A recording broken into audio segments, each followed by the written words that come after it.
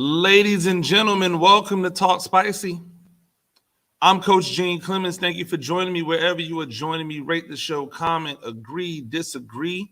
But whatever you do, keep it spicy.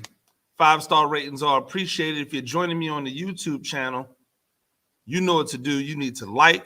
You need to subscribe.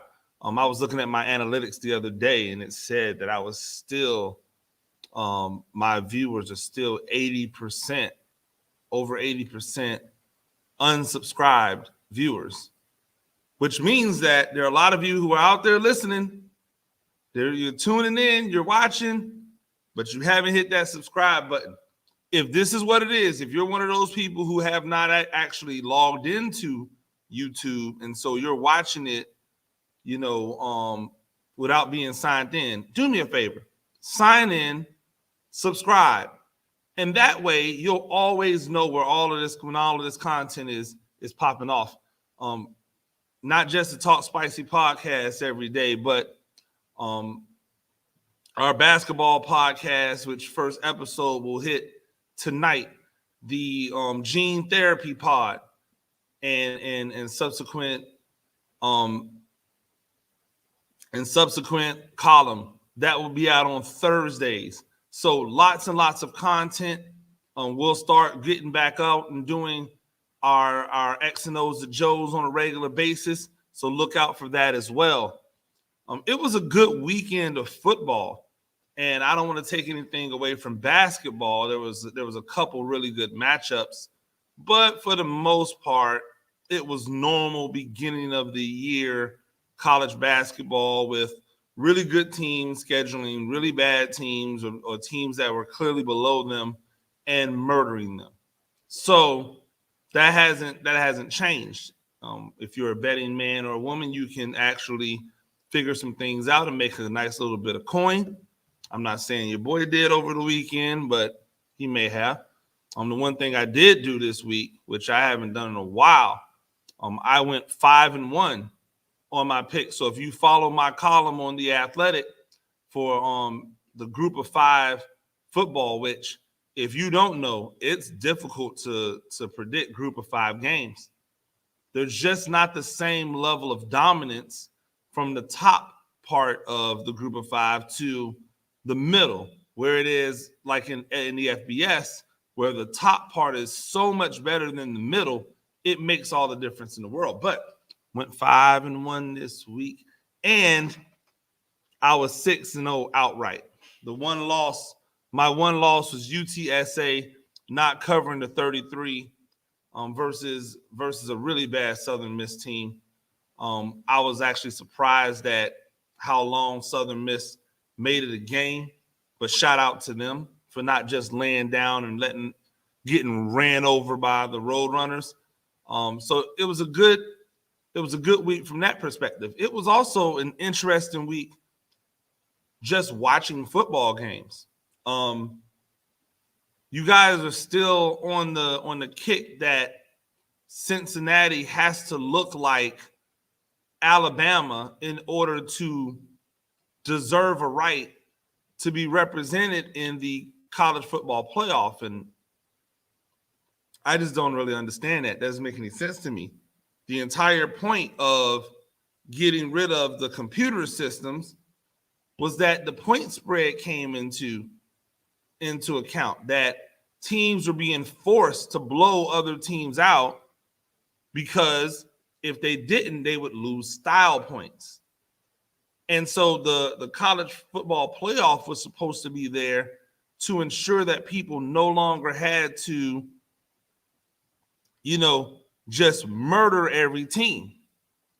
And so now Cincinnati is being penalized, not for losing, but for not winning impressive enough.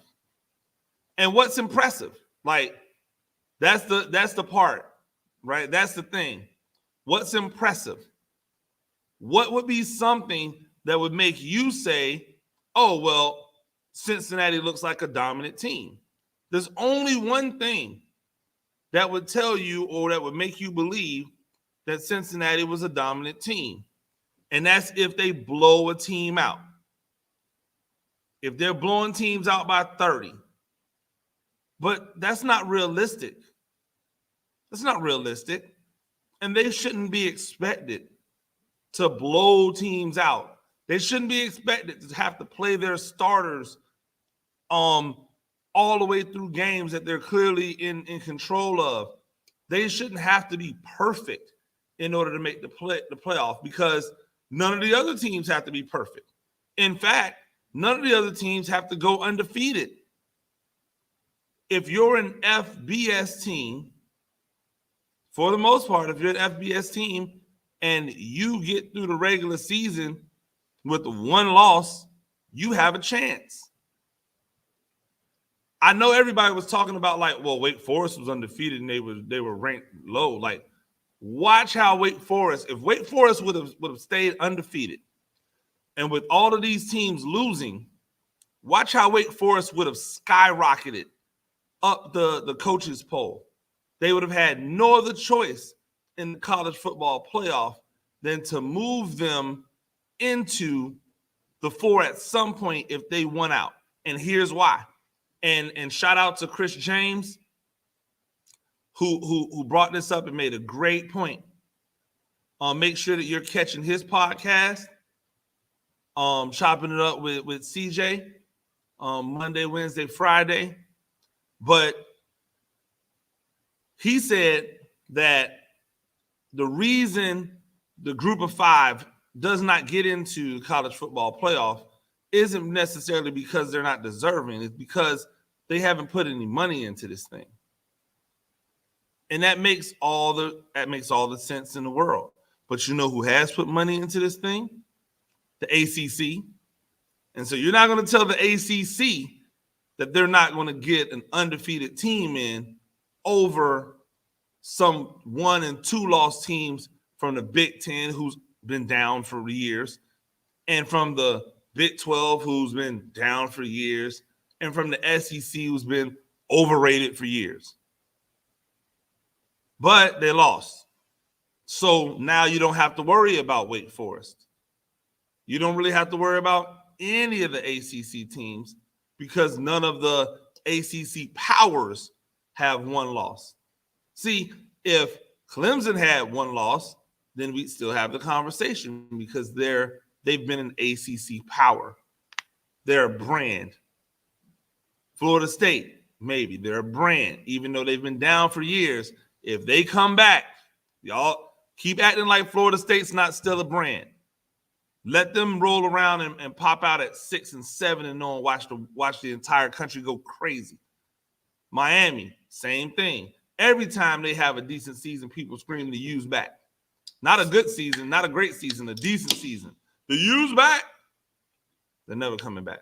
Not like that. Not like the U. They may be good again, but they're not going to be the U because the U was special. So here's Cincinnati, supposedly being treated like the little engine that could, except last year in the bowl game, or earlier this year, if you will, in the bowl game, they had no problems competing with Georgia. Not like South Carolina, not Vanderbilt, right?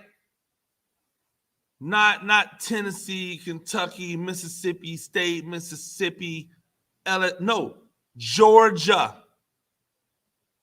They had no problems competing with Georgia in the bowl game. So now you're telling me that with both of them on the same playing field at the same time, with the same amount of opportunity to prepare, they couldn't do it again? Why? Because Georgia's so good this year? Man, they're so good, by the way. Is Georgia so good defensively? Offensively, I've got my concerns. Maybe another day. But so good defensively. It'll be interesting because the chickens are coming home to roost. The chickens are coming home to roost. You cannot claim to have an inclusive system in the midst of turmoil around the NCAA. You can't say you have an inclusive system that excludes teams. Hey, we came up with this system so that everybody would theoretically have a chance. Except for you guys, because you don't have a fan base that would travel well to Pasadena, or not you guys because you've never been there before, or not you guys because you don't have a marquee name that resonates throughout college. Like, whatever the thing, it has nothing to do with whether or not you deserve it. It has everything to do with whether or not they believe you're going to make the most money. Why do you think it's so easy to justify putting Oklahoma in every year? It's easy to do it because with Oklahoma, you get the Oklahoma fan base. And it's massive. And it's boomer sooner everywhere. So when you get that, when you get boomer sooner everywhere, that makes a difference. Why would it not? Of course it makes a difference. And so we have to be aware of that. We have to understand that plays a part. But that doesn't mean it should. It doesn't mean it should. And that doesn't mean a Cincinnati team who has been really, really good for the last few years and now sits undefeated in the schedule that everybody said, human beings, not computers, that everyone said, hey, they have a chance. If they run the table with this schedule, with Big Ten team and Notre Dame and blah, blah, blah, if they run the table with this schedule, then they're in. That's what they said. And now they're changing. Now, does Cincinnati go undefeated? Man, I don't know. They got some tough games. SMU's not going to be a punk. They got back on track this week. So I don't know. But if they do, put them in the playoffs. Hypocrites. You know who else is a hypocrite? Matt Rhule.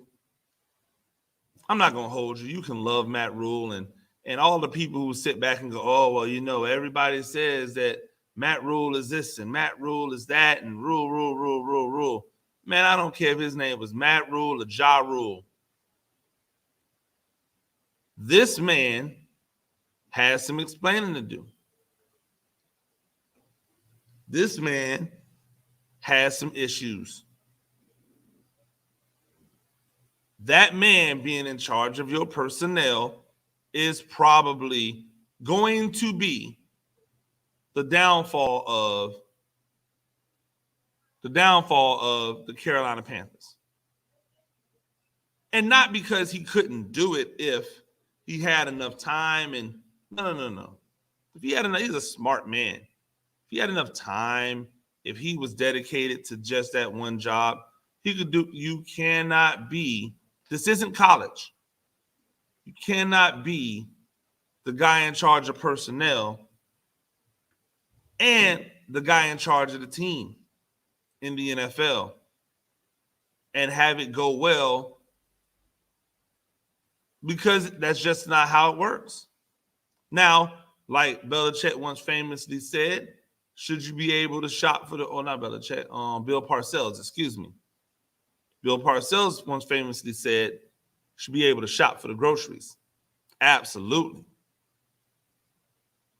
But should you be that one? Like, somebody should have got this man and said, do we really want to trade for Sam Darnold? Someone should have got that man and said, do we really want to pick up a $19 million guaranteed option for Sam Darnold before we ever see him play a snap? Someone should have went to him and said, do we really want to get rid of Cam Newton? Shouldn't we just see what he is? And now Carolina, who looked like world beaters last night, and all they did was switch out the quarterback with a running, just got back Cam Newton and PJ Walker, who all he does is win professional football games. PJ Walker, Teddy Bridgewater, all they do is win professional football games. And so now you got to answer questions because now you've mortgaged the future. Everybody in Philadelphia, people looking at Philadelphia, oh, Jalen Hurts just isn't a quarterback. Jalen Hurts isn't going to, he's not a starter. He's not a starter. He's not going to be able to. He's not. Amazing how just a flip in philosophy, right, allows somebody to flourish. Just a flip in philosophy or some time, just a flip in philosophy or some time. Baker Mayfield struggled yesterday, but I don't even care about that. When he was struggling a couple seasons ago, well, when he was struggling last season before that, a little flip. Hey, we're going to be run-based and then allow him to work off that. He opened up. He was allowed to blossom, had fantastic success. Jalen Hurts, oh, he's just not a quarterback. He's not a starting quarterback. It's so lazy. This man has been, and I say this all the time, this man has been successful at every level he's ever played. Why then would he all of a sudden not be successful at this level? He's been successful everywhere. Why would he all of a sudden not be successful here? He's improved every single year he's played the position. Why then would he not improve here? The chickens are coming home to roost. You people who talk, you still won't admit that you were wrong about Lamar Jackson while he continues to break records. You try to find a way to disrespect him while other quarterbacks who are supposed to be prototypical have worse years, have worse games. I heard some idiot say, if you don't want to be scrutinized, then don't lose. If you don't want to be scrutinized as a quarterback, then don't lose. What kind of dumb sense does that make? Like the quarterback plays defense. The chickens are coming home to roost on some of you people. You're going to have to admit when you're wrong. You're going to have to admit you didn't know what you were talking about. You're going to have to admit you were biased. And I just hope you do. Ladies and gentlemen, thank you for joining us on Talk Spicy. I'm Coach Gene Clemens. We do this thing every morning. Rate the show, comment, agree, disagree. But whatever you do, keep it spicy. 5-star ratings are appreciated. And if you're joining me on the YouTube channel, make sure you subscribe. Check out the Basketball Pod. Make sure you check out Gene Therapy Thursday coming out. We'll see you tomorrow. Peace.